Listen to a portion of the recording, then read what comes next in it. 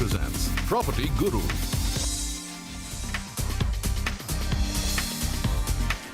Welcome back. CNBC आवाज पर आप देख रहे हैं प्रॉपर्टी गुरु। मैं हूं विपिन भट्ट और मेरे साथ बने हुए हैं आशीष महाजन साहब जो आपके सवालों के जवाब दे रहे हैं।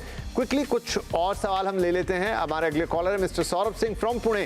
सौरभ जी, बहुत स्वागत है आपका। क्या सवाल पूछेंगे आज? नमस्कार सर।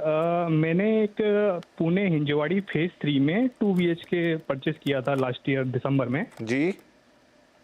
तो अभी मैंने वो 62 लाख में मैंने परचेस किया था और अभी मैंने वो रेंट पर दिया हुआ है। तो रेंट पर मुझे अप्रॉक्स 25 to 27,000 तक मिलता है। तो अभी उस प्रॉपर्टी मैंने कोहिनूर डेवलपर से लिया था ये पुणे में एक, और अभी इसका मुझे अभी लॉन्ग टर्म उसको होल्ड करना चाहिए। अगर थोड़ा बहुत अभी जैसे 65-70 के आसपास प्राइस मिले तो उसको निकाल देना चाहिए। ठीक है, तो ये मैं थोड़ा सा जानना चाह रहा था। अच्छा ठीक है, अच्छी बात है। तो ये आपको पोजीशन इसी साल मिला है, 62 लाख रुपए में आपने लिया था। आप कह रहे हैं 65-70 या फिर क्या करें? तो आशीष जी, हिंजेवाड़ी और हिंजेवाड़ी के फेज 3 में इनका ये घर कोहिनूर डेवलपर से किराया आ रहा है करीब 25 से 27 हज़ार के बीच में। जैसा सवाल हमने अभी थोड़ी देर पहले लिया, लगभग उसी लाइन पर है कि एक दुविधा मन में आ गई कि किराए से ही मतलब ये अच्छा है या आगे और बढ़ेगा, या फिर इस प्रॉपर्टी को मैं निकाल दूं, बेच दूं। एप्रिसिएशन अगर 62 में लेके 65 और 70 का सोच रहे हैं तो शायद अभी थोड़ा रुक जाना चाहिए मेरे हिसाब से। तो इतनी जल्दी संतुष्ट नहीं होना चाहिए, लेकिन आपकी क्या राय रहेगी?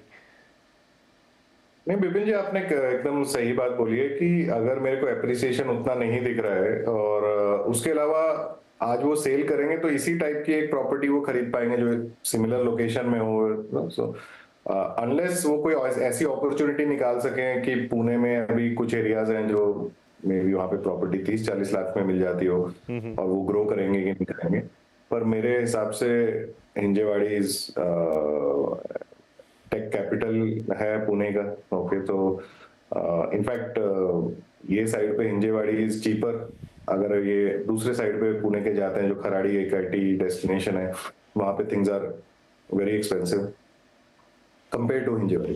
तो उसके अलावा एक और इन्होंने बात बोली कि जो इनको रेंट आता है, अगेन अगर हम इसको मैथमेटिकली कैलकुलेट करें 25 से 30 हजार अगर इनको रेंट आ रहा है तो ये 4 से 5% की यील्ड पे जा रहे हैं और रेजिडेंशियल में ये यील्ड बहुत अच्छी मानी जाती है।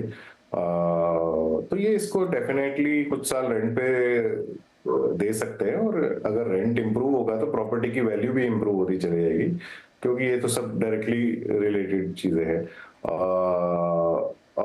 और दे कैन अभी हिंजेवाड़ी फेज 3 के अंदर भी हिंजेवाड़ी पूरे में ही मतलब इंफ्रा रोड्स वगैरह काफी इंप्रूव हो रही हैं और होनी चाहिए।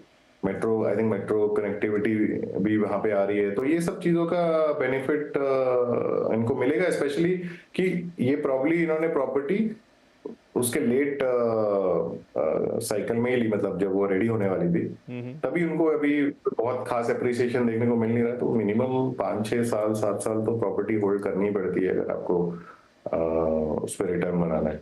राइट, ठीक है। तो सौरभ जी, सीधी सलाह है यहाँ पर कि आप थोड़ा इंतजार कीजिए। अभी तो आपको ये मिला है घर और उसी में आपको थोड़ा बहुत अप्रिसिएशन तो दिख ही रहा है, लेकिन अगर अच्छा अप्रिसिएशन चाहते हैं थोड़ा होल्ड कीजिए, 4-5 साल और निकालिए। उस दौरान किराया भी आपको ठीक ठीक मिल रहा है तो वो भी मिलता चलेगा। और जैसा आशीष जी ने कहा कि अगर आप करेंगे भी क्या, फिर आप अगर दोबारा री इन्वेस्ट करना चाहते हैं तो या तो बिल्कुल ही कुछ ऐसी प्रॉपर्टी 30-40 लाख की ढूंढे जहाँ बहुत फिर वहाँ से अप्रिसिएशन मिलना शुरू हो। लेकिन अगर इसी इलाके में कुछ देखेंगे तो लगभग इसी कीमत में आएगा। तो वैसे इंपॉर्टेंट यही है, अगर आपने थोड़ा बीज बोया तो थोड़ा उसको बड़ा होने का, पौधा बनने का, फिर पेड़ बनने का, फिर फल आने का इतना मौका तो दीजिए, आपको अच्छे रिटर्न्स मिलेंगे वहां पे।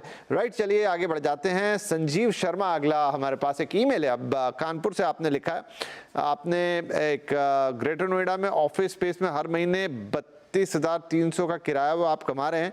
क्या इस निवेश में लंबे समय तक बने रहे हैं या फिर क्या? अच्छा, ये है प्रोजेक्ट गोल्डन आई, लोकेशन है टेक जोन 4 ग्रेटर नोएडा और ये 880 स्क्वायर फीट की इनकी प्रॉपर्टी है। तो आशीष जी, लगभग उसी लाइन पे फिर से सवाल, इस बार कमर्शियल प्रॉपर्टी के लिए हो गया ये कि ले ली है, किराया भी आ रहा है 32,000 रुपए का, लेकिन क्या इसको बेच दें या फिर किराए से मतलब काम चलाएं?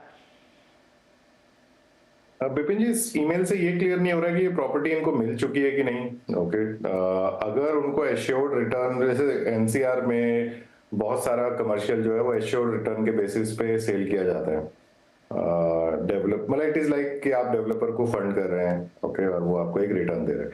तो अगर उनको कुछ एक रिटर्न रेगुलर आ रही है तो वो उसको होल्ड कर सकते हैं बेसिस की वहाँ कंस्ट्रक्शन होनी चाहिए। अगर समझिए इस तरह के में अगर कंस्ट्रक्शन रुक जाए तो एक समय पे आपका जो कैश फ्लो है वो भी रुक ही जाएगा। तो वो मेरे को क्लियर नहीं हुआ। बाकी नोएडा, ग्रेटर नोएडा ऑब्वियसली काफी बजिंग टाउन्स है। नोएडा काफी एक्सपेंसिव गुड़गांव को टक्कर देता है इन टर्म्स ऑफ प्राइसिंग। अब जो गैप होता था गुड़गांव वर्सेस नोएडा में वो भी काफी श्रिंक करता जा रहा है, क्योंकि नोएडा में बहुत लोग मूव किए हैं रिसेंट ईयर्स में। And infra is better, airport is coming, you know, हर थोड़े दिन में जेवर एयरपोर्ट की बात करते हैं और उसके बारे में कुछ ना कुछ चर्चा रहती है। तो ये सब चीजें पॉजिटिवली इम्पैक्ट करेंगी और कमर्शियल एक्टिविटीज बढ़नी चाहिए। ये जरूर देख लें कि हाँ, जो इस प्रॉपर्टी में इन्वेस्ट किया है उसकी कंस्ट्रक्शन हो रही है, और अगर डिलीवर्ड है और उनको रेंट आ रहा है तब तो मेरे हिसाब से उनको एक अच्छी रिटर्न आ ही रही है। और अगर कुछ डेवलपर्स इस एरिया में एश्योर्ड बायबैक और इस तरह की चीजें भी कर दें, अगर ये प्रॉपर्टी को एक हेल्दी रिटर्न से बेच सके तो निकल के फिर सिमिलर काइंड ऑफ प्रोडक्ट में जा सकते हैं। मतलब क्योंकि नए प्रोजेक्ट फिर से इनको इस तरह का ऑफर मिलेगा कि आप एश्योर्ड रिटर्न और एश्योर्ड बायबैक इस तरह का कमर्शियल लीजिए। तो ये दिल्ली एनसीआर में इस तरह की ट्रेडिंग काफी होती है रियल एस्टेट को लेके। जी जी, नहीं आप ठीक कह रहे हैं, थोड़ा सा क्लैरिटी नहीं है। अब ये इनको एग्रीमेंट की बात कही इन्होंने, 3 ईयर का लॉक इन है और मंथली रेंट 32,300 का इनको क्या प्रपोज रेंट है। कई बार ऐसे प्रोजेक्ट होते हैं खासतौर पे कमर्शियल रियल एस्टेट में, जहाँ पर डेवलपर आपको कहता है कि भाई इतना रेंट हम गारंटी लेते हैं कि आपको मिलेगा या हम देंगे।